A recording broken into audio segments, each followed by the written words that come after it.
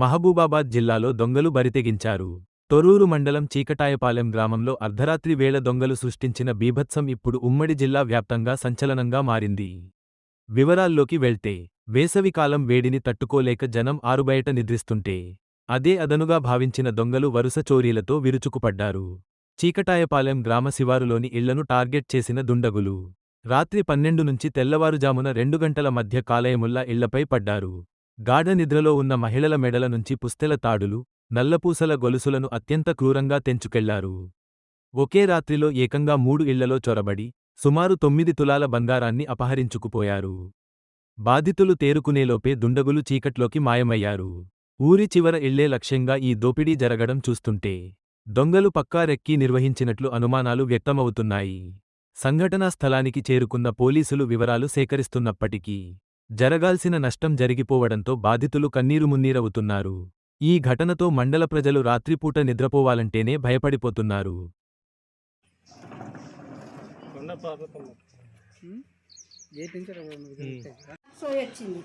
మొత్తుకుంటారు ఇట్లా మూసిండు ఇట్లా పట్టుకున్నాడు గుండుకుంటే అయితే ఇట్లా పట్టుకుంటారు ఇట్లా గుంజుకున్నాడు ఈ పక్కకు తీసుకొని వెళ్ళిపోయింది. ఇక ఏం పోయింది?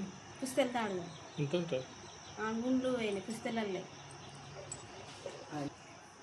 ఇట్లా చీరు మెడ మించని కట్ చేసినప్పుడు నేను ఇట్లా లాగుతుంటే నేను ఇట్లా పట్టుకున్నా మొత్తుకుంటారు ఆడు ఇట్లా నోరు మూసిండు ఇది సైడ్ రాగానే వెళ్ళిపోయింది. 9 గంటలకు అన్నం తిని పండుకున్నాం సారు. మా ఆయన నేను వాళ్ళ ఇద్దరం చెరొక మంచం వేసి పండుకున్నాం. ఆ గేటు తీసుకొని గేటు నుంచి తినికిండి తర్వాత గేటు పోయేటప్పుడు అయితే కట్ చేసి పోయేటప్పుడు అయితే గేటు తీసే ఉన్నది. కట్ చేసి నేను మా ఆయన లేపిన దొంగని మొత్తుకోగానే ఆయన లేచిండు ఎమ్మడిపడి ఆయన ఎమ్మడిపడి ఉరికిండు. అంత లెక్క ఉరికిండు.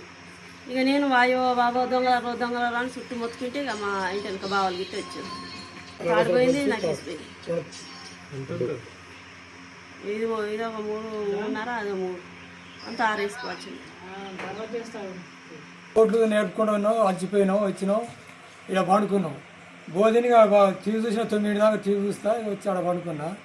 ఇద్దరు శిరోమా చేసుకపోయినా ఎప్పుడు వచ్చిరో గేటు తీసి దిగిరో మరి ఎట్టు వచ్చిరో చూడలేదు. మమ్మ తాడిపోయిన ఇది మొత్తుకోగానే నేను ఉరికి అక్కడ దాకా ఉరికిన పరారేది పరిగెత్తిపోతున్నారు.